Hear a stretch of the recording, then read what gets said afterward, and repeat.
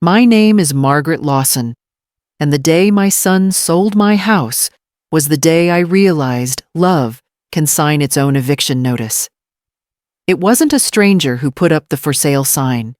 It was my own flesh and blood, the boy I raised, the one who used to chase fireflies in this very yard. I watched him hand the papers to a man in a suit, smile that polite business smile and call me later, saying, "Mom, it's all done. You'll thank me later." For 20 years, that house had been my whole world. My husband, Charlie, and I bought it the year before he died, a 2-bedroom on Maple Street, nothing fancy, but every nail and beam carried his touch. When the roof leaked, he fixed it himself. When the furnace groaned, he'd curse and patch it up. And after his heart gave out one winter morning, I swore I'd keep that house standing if it was the last thing I did. The mortgage was steep, and the bank didn't show mercy. I took extra shifts at the library cataloging books till my hands cramped clipping coupons and stretching casseroles for days. I remember paying off that final bill in 2003, walking out of the bank with tears in my eyes and keys heavy in my palm. That house wasn't just a place. It was proof that a woman could build something lasting even after the world took her partner away. Eric was 15 then. He hugged me tight and said Dad would be proud. He used to mow the yard for $5, though. Half the time I had to remind him to do the edges. Back then, I thought we were a team, me keeping the lights on him, growing up under that roof with good values. But time changes people in quiet ways. The first cracks started showing after he married Lindsay. She was sweet at first, polite, well-spoken always, with a new phone or handbag. They'd visit on Sundays bringing store-bought pies and news about Eric's latest projects. He'd started a small renovation business, Lawson Homes, he called it. I was proud, even bragged to the church ladies that my boy was building homes like his daddy used to. But somewhere between one visit and the next, their tone shifted. "Mom, this place must be so much work for you," Lindsay said, scanning the living room like an appraiser. "You deserve something easier." I laughed it off at first. "This house doesn't work me," I said. "It keeps me alive." Then came Eric. "You know, Mom, if you sell now, the market's great. You could move closer to town, maybe near us. I could get you a modern apartment, no yard to worry about, no creaky stairs." I smiled, trying not to sound hurt. "Eric, this house isn't just stairs and shingles. It's memories. You can't put that in a condo." He squeezed my shoulder and said softly, "Mom, memories don't pay the bills." That was the first time I felt the chill. Weeks later, they came again, this time with a man in a gray suit. "This is Rick," Eric said. "He's a friend, just here to evaluate." Before I could protest, Rick was already walking through the hallway, jotting notes on a clipboard. He asked questions about property lines, foundation work, the furnace age. I stood there holding my coffee like a prop, realizing I wasn't part of the conversation anymore. That night, I sat at the kitchen table, the same spot where Charlie used to balance the checkbook. The air smelled faintly of his old tobacco tin I kept in the drawer. My hands trembled as I opened the folder Eric had left, full of legal terms I didn't quite understand.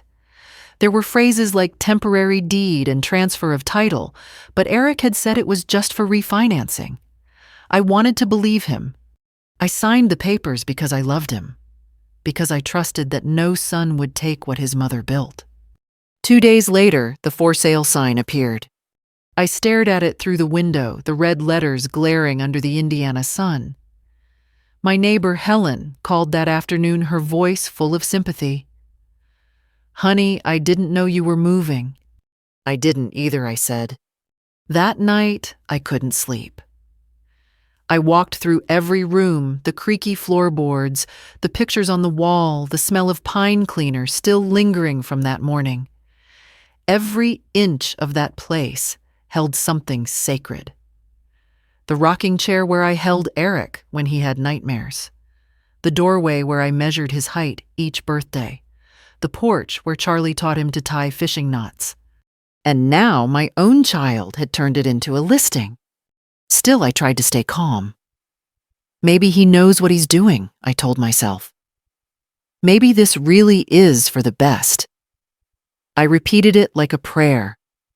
Though deep down, I felt something crack, a kind of betrayal you can't patch with apologies. When I saw the moving truck pull up the next week, I realized it wasn't a dream. Eric was standing beside it, directing workers wearing that same confident grin he'd used when selling his first house. Only this time, he wasn't selling someone else's home. He was selling mine. I watched him from the porch, my hand gripping the rail Charlie had built. Eric waved, shouting, "Mom, we'll talk later.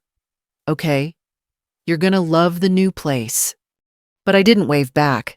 I just whispered to the wind, "You can sell the papers, but not the memories." That's when I decided I might have lost the house, but I wouldn't lose myself. The apartment my son moved me into looked like something from a catalog white walls glass balcony, not a single thing out of place. But it didn't smell like home. It smelled like someone else's idea of perfection. The manager gave me a welcome packet with a keycard, parking instructions, and a list of quiet hours. I smiled politely and nodded, but inside I felt like I'd been packed away in storage. Eric carried in a few boxes, breathing hard, like he'd done me a favor. "You'll love it here, Mom," he said, setting the last one by the door. "There's a grocery store downstairs and a fitness center." "I don't need a gym," I said quietly. "I had a garden." He didn't reply, just looked around with that salesman's gleam, checking if the product fit the pitch. Lindsay joined us a few minutes later, holding a vase of fake tulips. "We thought these would brighten the place," she said. Her perfume filled the air like ownership. They left before sunset. I stood at the window watching their car disappear into traffic, and for the first time in years, I didn't know what to do next. The old house was 5 miles away, but it might as well have been another planet. The days that followed were strange. I'd wake up at dawn, expecting to hear the creak of the porch swing, the hum of the coffee maker, the soft bark of the neighbor's dog. Instead, I heard nothing but silence and the hum of the refrigerator. When I tried to water the potted plants, the sunlight was wrong. It came from the wrong angle, too sharp and cold. One afternoon, I met a woman named Darlene in the elevator. She must have been around my age, cheerful with a little dog in her arms. "First week here?" she asked. "Yes," I said. "My son moved me." "Oh, that's nice," she said. "My daughter did the same after my surgery. You'll get used to it." But I didn't want to get used to it. I wanted my porch, my kitchen window facing the oak tree, the smell of rain on the old shingles. I wanted to hear my own footsteps on the floor I'd paid for with half my life. A month passed before I gathered the courage to drive by the old house.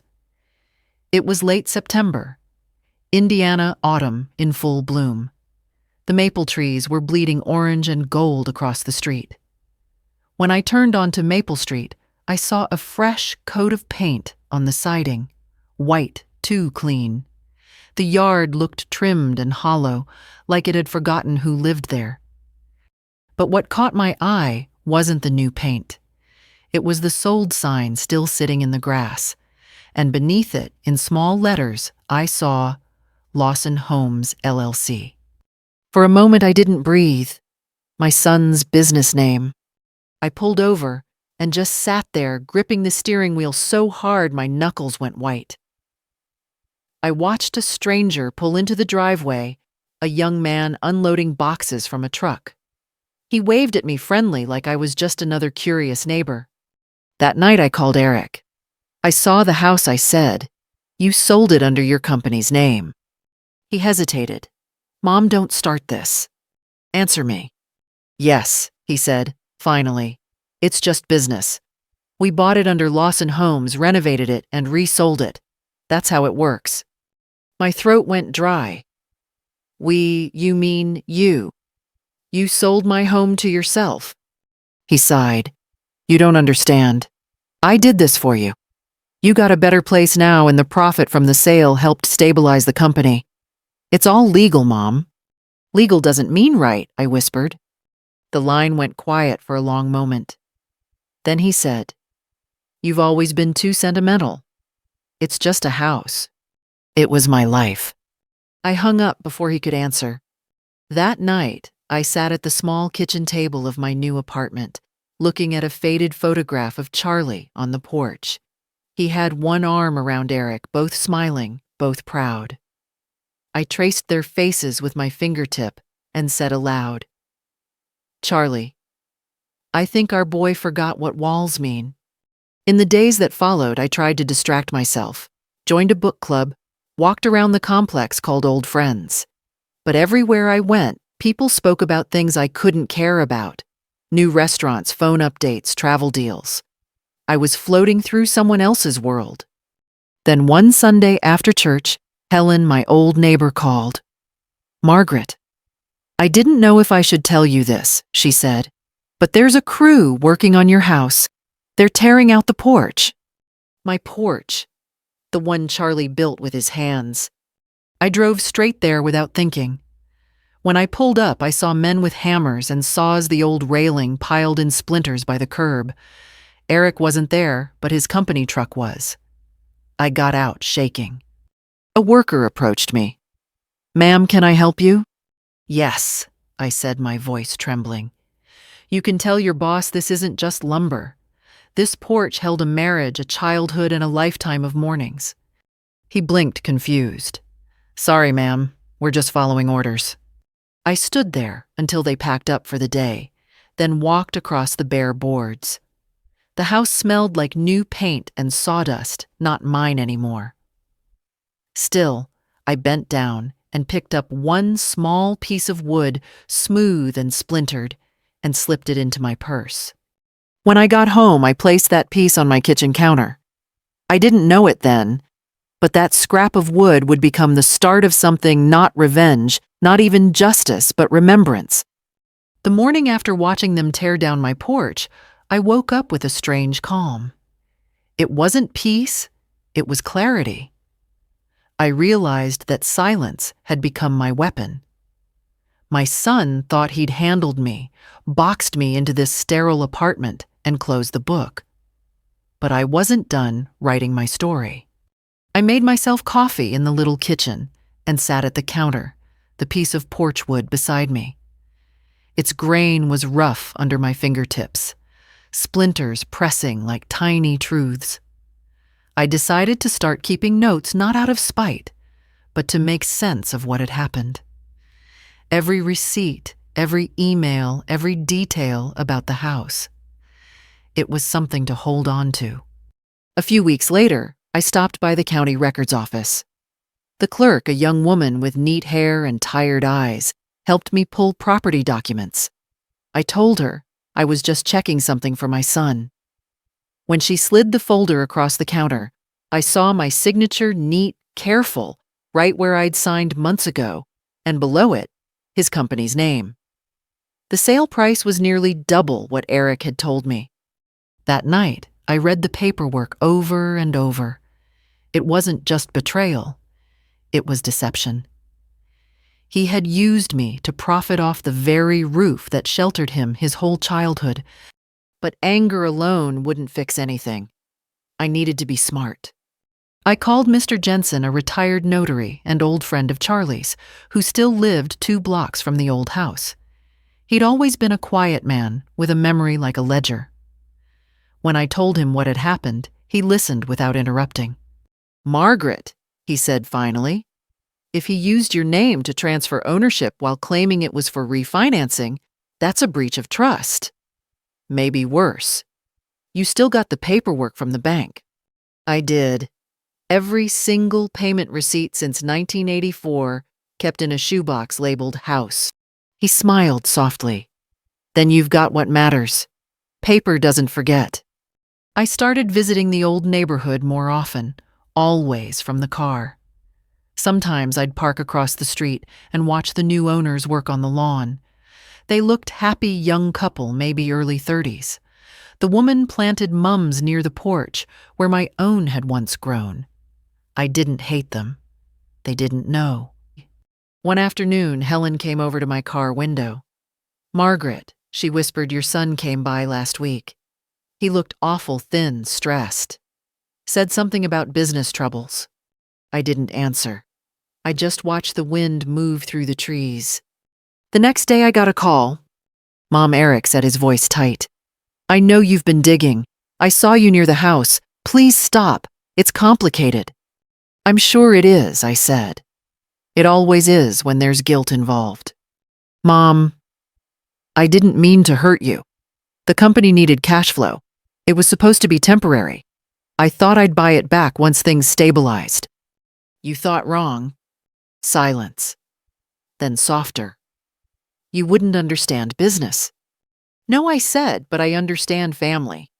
I hung up and took a long walk around the complex. The autumn air was crisp, the smell of someone else's barbecue drifting through the wind. I realized how small my world had become. No garden, no porch, no familiar sound of neighbors. But I still had my name, my memories, my story. That night, I started writing a letter. Not to Eric, he wasn't ready for that, but to the new owners of the house. "Dear Mr. and Mrs. Harper, if you ever notice the way the light hits the living room at 5 p.m., know that it once lit up a young boy doing his homework there. If you ever find initials carved into the oak railing, they're mine and my late husband's. We built this home with our bare hands, and though it no longer belongs to me, I hope it gives you peace. Please take care of it." I signed it Margaret Lawson, the woman who kept its lights on for 20 years. Then I wrote another letter, sealed it, and tucked it into my shoebox. This one was for Eric. I didn't know when I'd give it to him, but I wanted the words ready. The next morning, I took the bus downtown to see Mr. Jensen again. We went through my papers, line by line. He helped me file a quiet inquiry through the state property office about the legality of Eric's transaction. No promises, he warned, but this might draw some attention. Sometimes justice takes the slow road. That night, I didn't feel powerless anymore. I didn't feel like a victim. I was the same woman who once paid off a mortgage on a librarian's salary. I knew how to endure. When I went to bed, I placed the piece of porch wood on my nightstand next to a small candle. It caught the soft glow, and I thought about Charlie, how he used to say, "The truth always comes home, Maggie. It just takes the long way sometimes."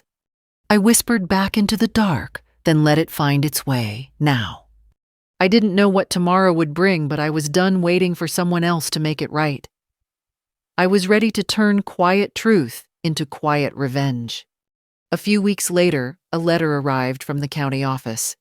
It was thin, official-looking, and carried that faint scent of ink and old air. You only notice when something important's inside. I hesitated before opening it. My hands shook the way they had the day I signed those sale papers, a mix of dread and duty. Inside the letter confirmed what Mr. Jensen suspected: the sale had been flagged for review. The state housing program that once helped me with my early mortgage required notification before any transfer of title. Eric had skipped that step. It wasn't just a family betrayal now. It was a violation that could trigger legal action. For a long moment, I just sat there in my kitchen staring at the words. I should have felt triumphant, but I didn't. All I felt was tired. Tired of being right too late. Still, something in me straightened that day. I made a pot of coffee and pulled out the old shoebox again. My archive, my armor. Inside were decades of proof, tax receipts, repair bills, photos of the porch Charlie built, even handwritten notes from the first loan officer who'd helped us in the 80s. I spent hours sorting labeling and writing dates on sticky notes. Each document felt like a small act of defiance a way to reclaim the narrative. Mr. Jensen dropped by the next afternoon with his thermos of black coffee. "You've got a strong case, Margaret," he said, flipping through my files. "But you have to decide what you want out of this restitution or restoration." "What's the difference?" I asked. He looked up. "One gives you money. The other gives you back your name." That night, I thought about that for hours. I didn't want a check. I wanted my dignity. I wanted my son to know that honesty wasn't something you learned from a business seminar. It was something you lived by. The next morning, I wrote another letter this time, addressed to the State Housing Department. I didn't accuse. I simply told the truth, how I'd trusted my son, how he'd assured me it was refinancing, and how I'd later discovered the property was transferred to his company. I enclosed copies of every relevant document. I mailed it with shaking hands, whispering, "Let the truth do the talking." A week later, Eric showed up at my apartment. No warning, no phone call, just the sound of his knock echoing through my too-quiet living room. He looked pale. There were dark circles under his eyes, and he wasn't dressed like himself. No pressed shirt, no confident posture. "Mom, we need to talk." I opened the door but didn't invite him in right away. "About what?" He hesitated. "I got a notice from the housing department. They're reviewing the sale. Did you—" I told them the truth, I said evenly. He sighed and stepped inside, running a hand through his hair. "Mom, this could ruin me. Lawson Homes is already struggling. If they freeze my assets—" "Your assets," I interrupted. "Eric, that house was my life's work. You sold it behind my back and now you want sympathy." He looked like a boy again for a second, lost ashamed. "I was trying to keep everything afloat. Lindsay pushed me to expand faster than we should have. The loans, the payroll." "Don't blame your wife," I said softly. "You signed those papers, not her." He looked at me desperate. "Mom, please, withdraw the complaint. I'll make it right." I stared at him, feeling my heart pull in two directions, the mother in me wanting to protect him, and the woman in me knowing some lessons only sink in when you let someone fall. "You can fix it," I said, "but not with words. Put my name back on that deed. Make it right the way you broke it." He swallowed. "That's not how business works." "Then maybe business shouldn't come before blood." He left without another word. That night, I lit a candle beside the porch wood on my counter. Its flame flickered against the grain, and for the first time in months, I felt Charlie's presence again, steady, warm, reminding me of who I was before betrayal turned me small. 2 days later, I got another call from the housing department. They confirmed the case would proceed. They also said something that made me sit down. "Mrs. Lawson, your son, may have to restore your ownership to clear the record. You'll receive documentation soon." I hung up slowly, letting the words settle. It wasn't victory, it was justice moving at its own slow pace. That evening, I walked down to the park behind my apartment complex. The sunset was soft orange, the same shade as the autumns on Maple Street. I watched a young couple push their toddler on a swing, their laughter echoing across the grass. And for the first time in a long while, I didn't feel envy or regret, just understanding. I whispered to the wind, "Maybe this is what forgiveness looks like, holding on to the lesson, not the pain." When I got home, I checked my mailbox. Inside was a small envelope from Eric. No return address, just my name written in shaky handwriting. Inside was a single line. "Mom, I'm trying to fix it. I'm sorry." I didn't cry. I just set the note beside the piece of wood and whispered, "Good. Start there." The next few weeks passed in a blur of paperwork, phone calls, and quiet waiting. I'd spent my whole life keeping things steady. My job, my bills, my faith. But waiting for justice was different. It wasn't like watching bread rise or flowers bloom. It was like watching water boil in a storm, slow, uneven, testing every ounce of patience you had left. I filled my days with small routines. Morning coffee, a short walk, a crossword. But under all that, my mind kept circling the same question: what made my son think he could do this to me? Not just the sale, but the lie. Somewhere along the way, he'd stopped seeing me as a person and started seeing me as a problem to solve. Then one morning, Helen called. "Margaret, you'd better come by," she said. "Something's happening at the house." My heart skipped. I drove straight there, my hands gripping the steering wheel the way I used to hold Charlie's when the doctor called with bad news. When I turned onto Maple Street, I saw Eric's truck parked out front. He was standing on the porch with a clipboard talking to a couple I didn't recognize. I parked down the block and just watched for a moment. The Harpers, the young couple who'd bought the house, were pointing at something near the roofline, probably a leak or repair. Eric nodded, pretending confidence, but I could see it, the slump in his shoulders, the exhaustion in his face. When they went inside, I stepped out of the car and called his name.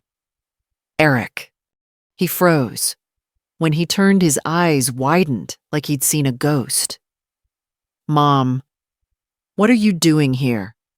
"I could ask you the same," I said, walking toward him. "Checking on your investment." He looked down, rubbing his jaw. "I'm fixing what I can. They found some issues with the foundation. Turns out the place wasn't ready to flip. I'm just trying to make it right for them." "For them," I said softly. "Not for me." He opened his mouth, but no sound came. I stood there on the porch, what was left of it anyway, and ran my hand along the new railing. It was smooth, but soulless. Charlie's work had grain and grooves. This one looked like it came straight from a factory. "Do you even remember?" I asked, "how many mornings your father sat out here drinking coffee before heading to the plant?" Eric's face crumpled for a second, but he didn't speak. I took a deep breath. "You can fix the boards, Eric. You can even repaint the walls. But you can't buy back what you took from me with a pen." He looked at me, then not as a client, not as a burden, but as his mother. And for the first time, I saw guilt strong enough to silence pride. That evening, he came by my apartment. No suit, no pretense. Just jeans and a wrinkled t-shirt. He brought takeout from my favorite diner meatloaf and mashed potatoes and 2 cups of coffee. "Thought maybe we could talk," he said quietly. We ate mostly in silence. Then he said, "I called the lawyer today. I'm signing the house back over. You'll have your name on the deed again." I didn't answer right away. I just looked at him, really looked. His hair was thinner, his eyes tired, but somewhere beneath it, I saw the boy who used to leave dandelions in my apron pocket. "Why now?" I finally asked. "Because I lost everything else," he said. "The company's gone. Lindsay filed for divorce. And I realized the only person who ever believed in me doesn't anymore." I wanted to say I still did, but that would have been a lie, and we'd had enough of those. Instead, I said, "Eric, belief isn't a gift you get for free. You earn it one honest thing at a time." He nodded, tears glistening, but not falling. "I'm sorry, Mom. Truly. I thought I was helping. I didn't see what I was taking from you until it was gone." "I know," I whispered, but I did. We sat for a long while, the kind of silence that doesn't hurt anymore, just lingers like a bruise healing under skin. When he left that night, he hugged me tighter than he had in years. "I'll bring the paperwork tomorrow," he said. True to his word, he came back the next morning with a folder. I read every line slowly this time, understanding each clause. My name, Margaret Lawson, would be reinstated as the rightful owner. He'd relinquish all claims. It was official. As I signed, my hand didn't shake. It felt steady, almost strong. When it was done, I placed the pen down and said softly, "Now you can start rebuilding something else yourself." He looked up, eyes red. "Do you think you'll ever forgive me?" "I already have," I said. But forgiveness isn't forgetting. It's remembering without reopening the wound. After he left, I stood at the window and watched him drive away. The sun was setting behind the apartment buildings, casting long shadows that stretched like bridges across the parking lot. And I realized some bridges can be rebuilt even after the fire. That night I called Mr. Jensen to thank him. "Told you," he said, chuckling softly. "Paper doesn't forget. Neither does love." I smiled through tears. "No, it doesn't." Before bed, I placed Eric's apology note and the old porch wood together in a small box. On the lid, I wrote, "Proof that what's built on love can survive even a lie." I didn't know it then, but the next chapter of my life wasn't about revenge anymore. It was about restoration. The first morning I walked back into my old house, the air hit me like a hymn I hadn't heard in years. Dust floated in the light, the kind that slants through the windows after dawn, and the floors creaked beneath my feet, as if they were whispering, "You came home." Eric had left the keys in the mailbox taped to a small note that simply said, "It's yours again, Mom." I stood in the entryway for a long time before taking another step. The walls had been painted a fresh coat of cream, the curtains replaced with something modern and stiff. It didn't look like the house I'd built with Charlie, but the bones were the same. The heartbeat was still there. I walked room to room, touching the places that once held life. The kitchen window where Charlie would tap his wedding ring on the glass to call me outside the hallway, where Eric's laughter used to echo when he was small. The spot by the stairs where I'd once found his muddy footprints after football practice. The memories hadn't gone anywhere. They'd just been waiting quietly like loyal friends who never stopped believing you'd return. Later that afternoon, I swept the porch. The boards were new and smooth, but I still felt my husband's presence in every motion. The sound of the broom brushing against the wood was steady, rhythmic healing. Helen came over carrying her usual casserole dish, her eyes wet. "It's good to see you back where you belong," she said. "It's good to be here," I replied. The town hadn't changed much, but I had. I no longer looked at this house as something to protect from everyone else. Now it was something to share, to open again, to let breathe. A week later, Eric came by. He parked at the curb and walked slowly up the driveway, no clipboard, no business grin. Just a son humbled. I met him at the porch steps. "I didn't think you'd want to see me," he said. "I didn't," I replied softly, "but I'm glad you came anyway."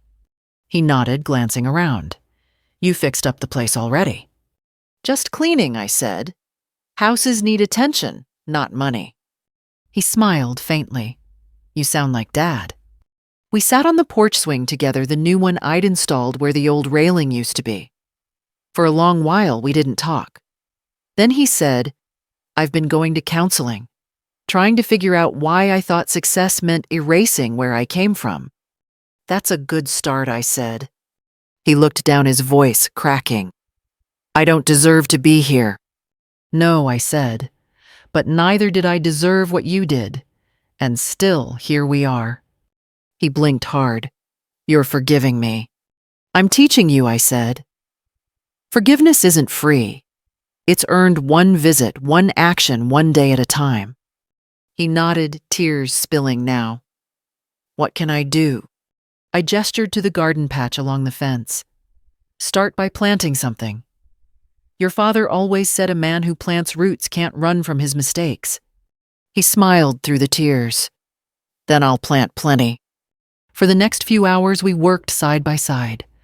The soil was dry, stubborn at first, but when we dug deep enough, it gave way, soft, dark, ready to grow again. It reminded me of what had happened between us, years of distance, resentment, misunderstanding, and then finally, a crack where something real could bloom. As the sun dipped low, the air turned cool. The sound of crickets filled the yard. Eric packed up the tools, and before leaving, he turned to me. "Mom, thank you for not giving up on me." "I almost did," I said honestly, "but your father wouldn't have liked that." He smiled. "I'll see you next Sunday." "Bring coffee," I said, "the strong kind." After he drove off, I sat alone on the porch swing. The garden was still rough, the house still smelled of paint, and the future was uncertain. But peace doesn't come from perfection. It comes from presence. I closed my eyes and listened. Somewhere in the distance, church bells rang the 6 o'clock hour. I thought about all the years I'd spent fighting to keep this home standing through loneliness, bills, and betrayal. But here I was, still standing too. Inside, I placed the little wooden piece from the old porch on the mantel. Above it, I hung a framed note Charlie once wrote me on our 20th anniversary. "What we build in love outlives us both." As the evening light stretched across the living room, I whispered, "You were right, Charlie." It did. Later that night, Eric texted me a photo of the garden bed we'd worked on now, holding the first row of planted bulbs. Beneath it, he wrote, "For the roots that never left." I smiled, feeling something settle deep in my chest. Not pride, not victory, but peace. Before bed, I turned off the porch light and paused at the door. For years, I'd left it burning a beacon for a son who'd lost his way. Tonight, I turned it off not out of bitterness, but because he'd finally found his way home. I whispered to the dark, "You can sell the papers, but not the memories." Then I closed the door, and for the first time in a long while, I slept without fear of losing anything. The morning light came in through the kitchen window, just the way it used to, soft and gold, catching dust in the air like glitter. I made coffee in the old percolator Charlie bought at a yard sale 20 years ago. It sputtered and hissed, sounding like an old friend clearing its throat. I sat at the table, the one with scratches from years of meals and homework and late-night conversations, and for the first time in a long while, I felt steady. I'd thought this moment would feel like triumph, like winning something back, but it didn't. It felt like coming home after a long storm, quiet, fragile, and sacred. That afternoon, I opened the windows to let in the October breeze. Maple leaves blew across the porch and rustled underfoot. The house smelled faintly of lemon oil and paint, but beneath it lingered the scent of time dust paper and all the moments that refused to die. Eric came by just before dusk carrying 2 cups of coffee. He handed me one and looked around with a half smile. "You really did make it feel like home again." "It never stopped being home," I said. He nodded, eyes glistening. "I've been volunteering with the housing charity in town, helping families who lost their homes get back on their feet." I looked at him for a long moment. "That's good work, Eric." I figured, if I could help someone else keep their home, maybe it would mean something. I smiled softly. "It does." We sat on the porch in silence, watching the sun sink low behind the trees. The world around us was still only the sound of crickets and the far-off hum of a passing car. After he left, I stood on the porch steps with my hand on the railing. The new boards were strong, unscarred, waiting for new stories to take root. I thought of Charlie again, his laugh, his stubbornness, his steady hands. He'd have loved this ending, not because everything was perfect, but because we had made it right. Inside, I wrote one last entry in my notebook, the one where I'd been keeping track of everything since that first for sale sign went up. 20 years to pay it off, 6 months to lose it, a lifetime to understand what truly belongs to me. I closed the book and placed it on the shelf beside the box that held the piece of old porch wood. Then I sat down at my desk and began writing a letter, the final one I would ever write about this house. To whoever lives here after me, Know that these walls have seen sorrow and grace, betrayal and forgiveness. They've held laughter that echoed longer than grief and hands that never stopped trying. Take care of this house not because it's beautiful, but because it has learned how to survive. I folded the letter neatly and slipped it into the kitchen drawer, the same one where Charlie used to keep the keys. That night, I stood outside one last time under the porch light. It cast a soft glow over the yard, touching the garden Eric and I planted together. The soil was rich already, pushing up green shoots. Life starting again. I thought about everything that had happened, the lies, the sale, the pain, and the long road back. Revenge had never been about hurting him. It was about reclaiming myself, my worth, my story, my peace. I looked up at the sky and whispered, "We did it, Charlie." A breeze rustled through the leaves, gentle as a hand on my shoulder. Before going inside, I turned off the porch light. Not because I was done fighting, but because I no longer needed a light to find my way home. And if someone ever asked me what I learned through it all, I'd tell them this. You can rebuild a house, but trust takes time. You can lose everything and still come home. And love, real love, doesn't live in walls or deeds. It lives in the hands that keep planting even after the frost. So if you're listening to my story and you've ever lost something you built with love, don't let bitterness take root where grace can grow. Keep the light on even when the house feels empty. One day the right heart will find its way back through that door. Because you can sell the papers but not the memories.